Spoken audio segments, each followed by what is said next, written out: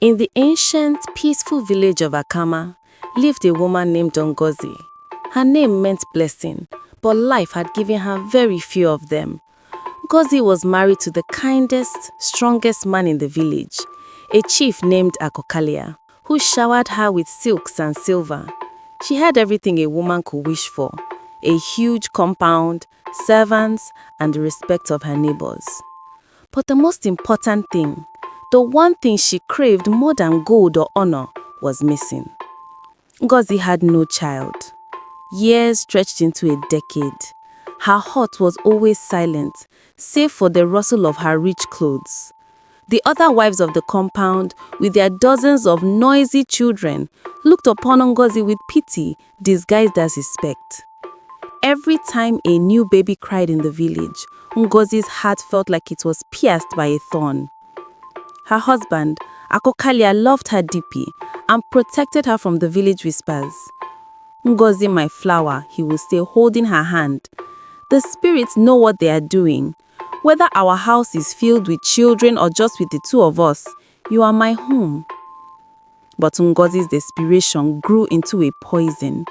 She watched the younger wives laugh while bathing their children at the communal river. She watched them tie their babies to their backs while pounding yam. She watched them teach their toddlers the names of the birds. It was this public, undeniable joy that finally broke Ngozi's spirit. She began to hate the river, where all the good women displayed their blessings. One dark night, under a sky choked with clouds, Ngozi slipped away from her compound. She did not go to the shrines of the good ancestors. She went to the forbidden place, the cave of the Dibia Ezemo, the wicked sorcerer, who lived in exile on the outskirts of the dead forest. The sorcerer, a tiny, ancient man with eyes like burning coals, was waiting for her. He knew why she had come. Wickedness always knows its customers. "The childless woman," he hissed, his voice dry and scratchy, like old snakeskin.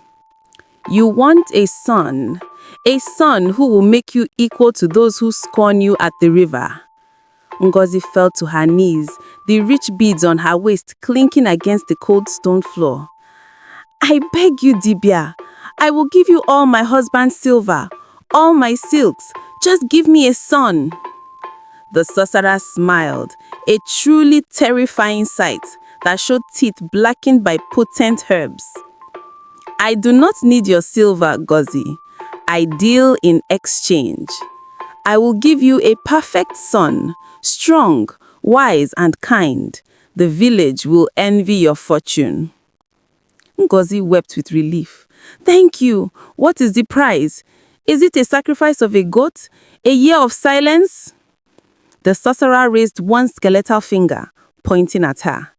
"The price is your shame. You want the public joy of a son. You must pay with public shame." He explained the curse.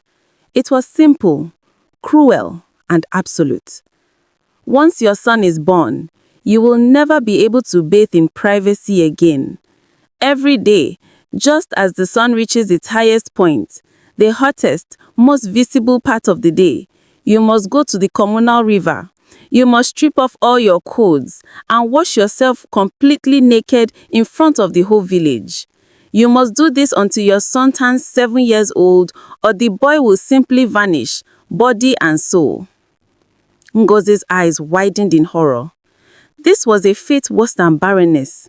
For a respected wife of a chief, public nudity was the ultimate disgrace, a stain that would ruin her husband's name forever. She hesitated for a long moment. The image of a laughing, healthy boy warring with the image of her public humiliation. The sorcerer waited. "Choose, Ngozi.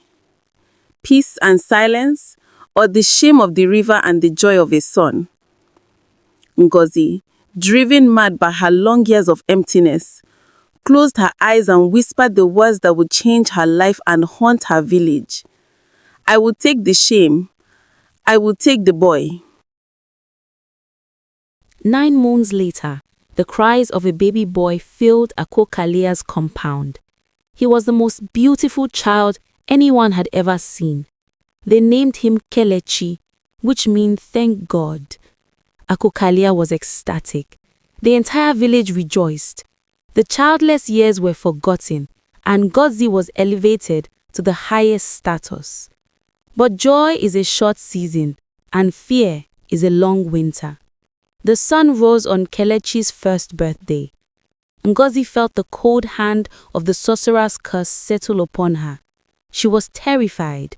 She looked at her perfect son, who goggled happily, and she knew she could not lose him. At the highest point of the sun, Ngozi felt an unbearable heat and a relentless itch all over her skin. She was forced to move. She dressed in a simple wrapper, took her sponge and soap, and walked toward the river. The river bank was always busy midday. Women were fetching water, men were hauling their fishing nets, and children were playing in the shallows. Ngozi stood at the edge of the bank, trembling. Her mind screamed, "No!" Her body screamed, "Shame!" But the heat on her skin was becoming a burning pain, and the image of Kelechi vanishing made her legs move forward. She stepped into the cooling water. Then, with a choked sob, she began to remove her wrapper. Silence fell upon the river bank. It was a silence so profound, it sounded louder than thunder. The men dropped their nets. The women froze with their pots half filled. The children's laughter died in their throats. Ngozi, the respected wife of Chief Akokalia, stood utterly exposed. She lowered herself quickly into the water and began to scrub frantically, tears mixing with the river water and soap suds. She did not look up. She could not. The villagers did not run away. They watched, frozen in a mixture of horror, confusion, and pity. No one spoke. No one dared to mock. The shame was too palpable, too thick in the air. Ngozi finished her bath in 3 short, agonizing minutes. She grabbed her wrapper, tied it quickly, and stumbled out of the water, running back toward her compound without looking back. The moment she crossed her threshold, the painful heat and itch vanished. She was left only with the raw, terrible ache of public disgrace. The next day, she had to do it again. And the day after that, the news of Ngozi's strange daily ritual spread beyond Akama. People from distant villages came just to see the shame of the chief's wife. The road to the river became a silent, crowded market at midday. People would gather, hiding behind bushes and leaning against mango trees, waiting for the ritual to begin. The first year was a year of shame and whispers. The villagers pitied her, but they couldn't stop watching. They knew the woman who took the public bath was Ngozi, the chief's wife, but they never spoke her name during the bath, treating her like a vision or a ghost. The second year was the year of silence and pity. The watchers thinned out. The core villagers grew used to it, folding the ritual into the daily rhythm of their lives, like the crow of a rooster or the setting of the sun. The shame became an accepted fact. The third and fourth years were the years of cruel acceptance. Children, too young to understand the depth of the tragedy, would point and giggle. The women would scold the children, but secretly they would judge Ngozi, whispering that whatever she did to get the boy must have been terribly wicked. Ngozi's husband, Akokalia, was heartbroken. He pleaded with her, "Ngozi, my love, what is this curse? Tell me and I will pay any price. I will fight any spirit. Just stop this humiliation." But Ngozi knew the curse. If she spoke of the deal, Kelechi would vanish instantly. All she could do was cling to his perfect small body and weep. She tried to defy the sorcerer once. On the 5th birthday of her son, she refused to go to the river. She locked herself in her hut, burying her body under layers of cloth. The burning, relentless heat returned, worse than ever before. But this time, it was not just on her skin. it was on Kelechi. The boy, playing innocently outside, began to cry, clutching his stomach. His skin began to look dry and withered like a forgotten cassava leaf. He was fading before Ngozi's eyes. She screamed, rushing out of the hut, tearing towards the river. She ran into the water, clothes and all, and pulled her wrapper off frantically. The moment her skin touched the water, the boy's pain stopped. He blinked, the color returning to his cheeks. Ngozi understood then. The curse was absolute. The price was non-negotiable. She had to pay the shame to keep the son. The years dragged on. Ngozi's body grew tired, her spirit worn thin. The path to the river traveled twice a day, once for the shaming ritual, once for regular chores, was worn deep into the earth. Kelechi was a glorious boy. He was funny, quick-witted, and loved his mother fiercely. But he was now 6 years old enough to understand. He noticed the midday gatherings. He noticed his mother's strange, hurried trips. One midday, he followed her. He watched from behind the thick thorns of a shade tree as his beautiful, gentle mother walked into the water and slowly, terribly, removed her cloth. He watched the shame on her face. He watched the silence of the staring villagers. He watched his mother hurry back, her face stained with tears, but never looking up. Kelechi did not cry. He felt a deep, cold ache settle in his heart. He did not know why his mother did this, but he knew it was the source of all the village's whispered secrets. That evening, as Ngozi bathed Kelechi in their small private bath, she hummed a familiar, quiet tune. Kelechi grabbed her hand.